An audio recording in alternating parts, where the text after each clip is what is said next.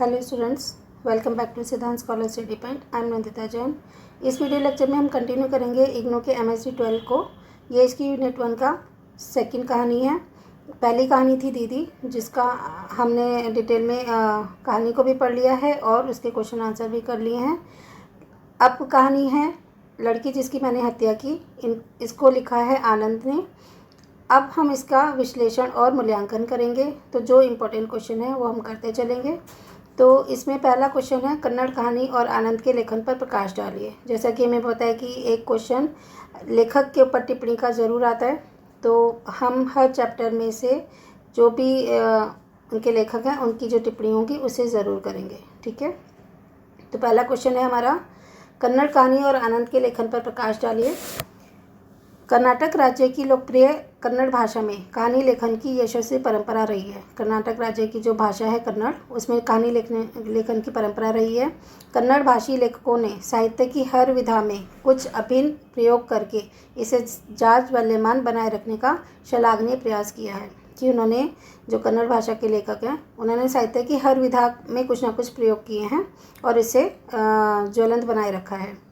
कन्नड़ में रची हुई कहानियों और उपन्यासों का भारतीय साहित्य को समृद्ध करने में अप्रतिम योगदान रहा है। बहुत ही अधिक योगदान दिया गया है कन्नड़ लेखकों ने कहानियों और उपन्यासों के द्वारा भारतीय साहित्य को समृद्ध बनाने में।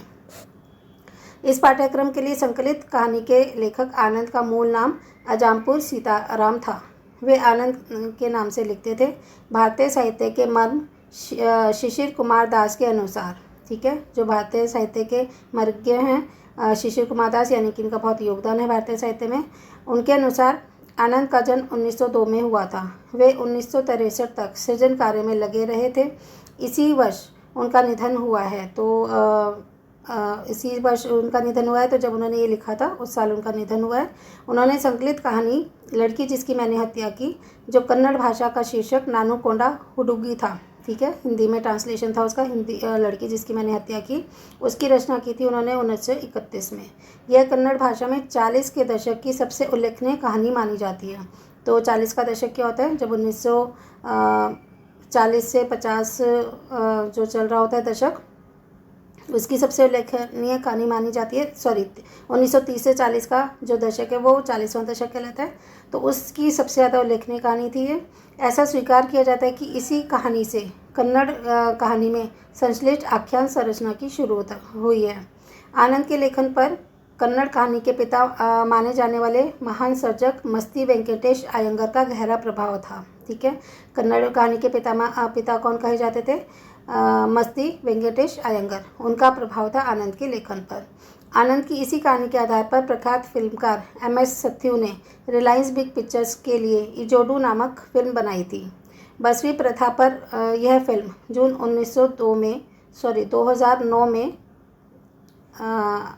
अहमदाबाद अंतर्राष्ट्रीय फिल्म समारोह में दिखाई गई थी। तो 2009 में अहमदाबाद में अंतर्राष्ट्रीय फिल्म समारोह हुआ था, वहाँ पर यह फिल्म दिखाई गई थी। और ये किस पर आधारित थी? ये बसवी प्रथा पर आधारित थी। इसकी अभिनेत्री थी मीना जैस्मिन और अभिनेता थे अनिरुद्ध। इन्होंने इस फिल्म में मुख्य भूमिका निभाई थी। इस फिल्म को दर्शकों और आलोचकों की पर्याप्त प्रशंसा प्राप्त हुई थी, क्योंकि बहुत ही अच्छी फिल्म है ये। जैसा कि हमने कहानी में पढ़ा, बहुत ही मार्मिक कहानी है।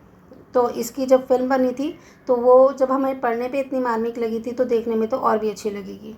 तो मरागती, सुसी विजया और संसार शिल्प आनंद की अन्य प्रसिद्ध रचनाएं थी। आनंद भारतीय साहित्य के उन गिने चुने लेखकों में से हैं जिन्होंने अपनी कृतियों के माध्यम से भारतीय कहानी का चेहरा निर्मित किया है। तो छोटा सा परिचय था इनका ये। तो ये वैसे तो आनंद का परिचय मैंने 2-3 साल के पेपर देखे हैं पीछे, उसमें तो नहीं आया हुआ है, लेकिन इससे पुराने पेपर्स मेरे पास नहीं थे, शायद उनमें आया हुआ हो, तो आप देख लीजिएगा। तो इस वीडियो में सिर्फ इतना सा करते हैं। अगली वीडियो में हम इससे कनेक्टेड जो भी और क्वेश्चंस हैं वो करेंगे। हाँ, इससे जो नेक्स्ट क्वेश्चन होगा ना, जो कथा वस्तु और व्याख्यान वाला होता है, वो हम नहीं करेंगे, क्योंकि ऑलरेडी जब हमने कहानी पढ़ ली थी ना, तो उसमें वो आ गया था। तो अगर इस तरह से क्वेश्चन आता है, मैं आपको अगला क्वेश्चन बता देती हूँ कि क्या है इसका। इसमें था कि लड़की जिसकी मैंने हत्या की उसकी कथा वस्तु पाठ का विश्लेषण कीजिए, या फिर लड़की जिसकी मैंने हत्या की कहानी के कथानक की विशेषताओं पर प्रकाश डालिए, या फिर लड़की जिसकी मैंने हत्या की कहानी के आधार पर लेखक का मंतव्य स्पष्ट कीजिए।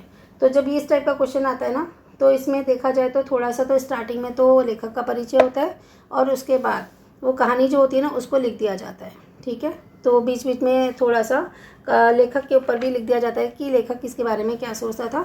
तो आई थिंक हमें इसे दोबारा पढ़ने की ज़रूरत नहीं होगी क्योंकि ऑलरेडी हमने कहानी पढ़ ली है, ठीक है। अगर आप फिर भी कहेंगे तो मैं इस पर भी एक वीडियो बना दूँगी, ठीक। चलिए मिलते हैं नेक्स्ट वीडियो में। Thanks for watching.